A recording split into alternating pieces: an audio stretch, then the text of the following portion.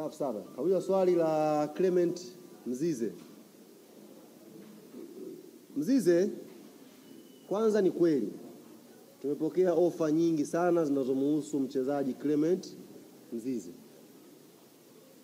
na kwa ahadi ambayo rais wa klabu yetu aliitoa kwa Clement tukiwa South Africa kwenye maandalizi ya msimu huu wa 24-25, wakati Mzize ana extend mkataba wake, ahadi yake ilikuwa moja, kwamba I'm going to fight this season, lakini naomba fursa ikija na mimi nifikirie kufanyaje, kuniuza.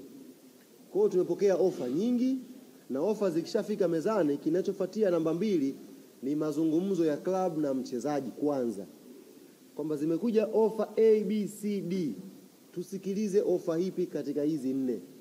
Mchezaji ndio anaamua, mimi nataka niende nikacheze timu fulani.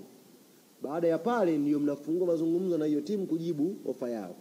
Mkishafungua, mkishakubaliana, mnairuhusu hiyo timu izungumze na mchezaji kwenye personal agreement. Wakishakubaliana, dili inakuwa imekamilika. Kwa hiyo sasa hivi tupo kwenye stage ya kumwacha Mzize amalize msimu vizuri, alafu baada ya hapo tukae naye tudiscuss hizo ofa, na yeye sasa tuambia bana, kwa hizi ofa niende hapa, au kwa hizi ofa hizi bado mimi nasalia Yanga kwa mwaka mwingine. Hatutamfunga, atakachokiamua tutakifanya. Sorry bado. Twende. Jamani, tumieni muda vizuri. Maswali ya leo haya yanaulizwa hapa na yajibu, sitajibu tena.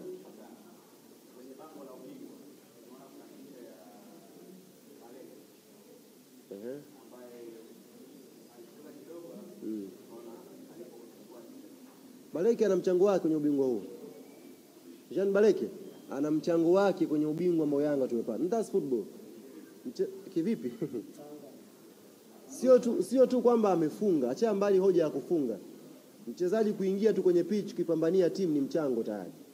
Kwa hiyo Baleke ni miongoni mwa wachezaji walioitumikia Yanga msimu wa 24-25. Ana mchango wake, kama ilivyokuwa kwa Azizi Ki, kama ilivyokuwa kwa wengine. Ana mchango wake. Kwa hiyo sisi sio watu wenye roho mbaya kwamba mchezaji kaweka mchango wake alafu kwenye mafanikio tukamsahau. Haijalishi ni kidogo ni kikubwa, tunasema asante kwa mchango ambao ameweka kwenye timu. Kwa hiyo tunamshukuru bwana Jean Baleke, alikuwa sehemu ya timu yetu na ametusaidia kupambania ubingwa msimu huu. Tunasema asante. Maswali yamekuja.